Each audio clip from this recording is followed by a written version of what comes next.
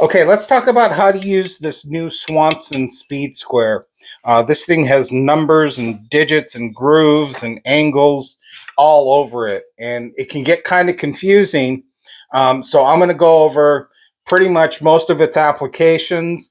This thing is a beast when it comes to using it in your shop. So with that said, let's get dirty. So I'm doing a side-by-side comparison here of my old Speed Square versus the Swanson Speed Square. Now you can plainly see the numbers are very visible on the Swanson versus the old one that I have. So let's just go ahead and toss that to the side. All right, so probably the most common use for the Speed Square is marking a line, getting your saw, lining it up, and getting a nice straight cut holding the square. So that's most common use number one. Another common use is finding angles. Now, you'll see on this side here, these are your angles. So if I wanted to do a 30-degree cut using the pivot point, I go down to 30 degrees, line it up to the edge of my board, and then draw my line. So there is a 30-degree cut. Now on the Swanson Speed Square, you can also see that it has a diamond for working with 2x4 material. And another cool feature is they added a diamond in case you're working with 2x6 material. So what is the significance of that diamond? Well, so I've got my 30-degree cut, but I want to do a notch cut. So I would line up the diamond right on that line and draw another line. Now I have my notch cut. All right, so another feature that has been added in is you can see this angle right here. That angle is 22.5 degrees. So if I line up that angle to the edge of my board and then draw a line, I now have a 22.5 degree angle that I can cut. Now you'll notice on my old Speed Square, I don't have any notches here. Whereas on the Swanson, they have a notch every 1/8 of an inch. Those notches will allow you to do scribe lines. And there we go. So now we have scribe lines.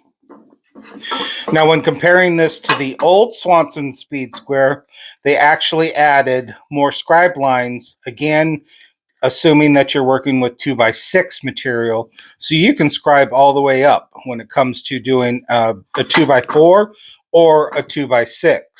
So another cool feature is on these scribe lines, they actually have grooves that your pencil can sit right in to draw the line. And that is pretty cool.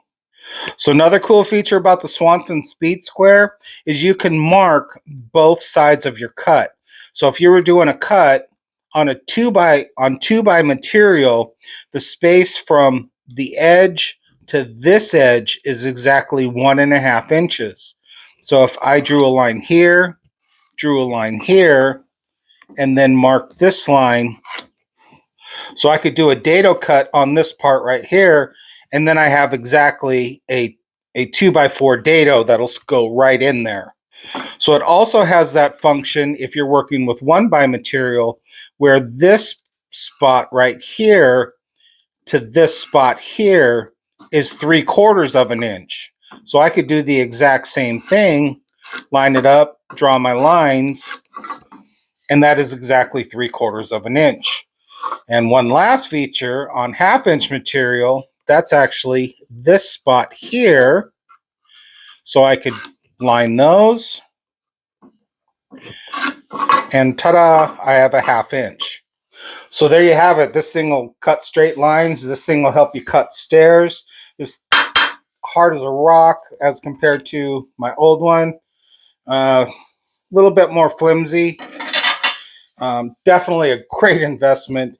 The lines inside here will help you do rafter cuts for roofing. I'm not going to go into that. It comes with a book explaining how to do it. I'm not going to cover it, But otherwise, I'm telling you, this thing is a 10 of 10. Amazing piece of machinery.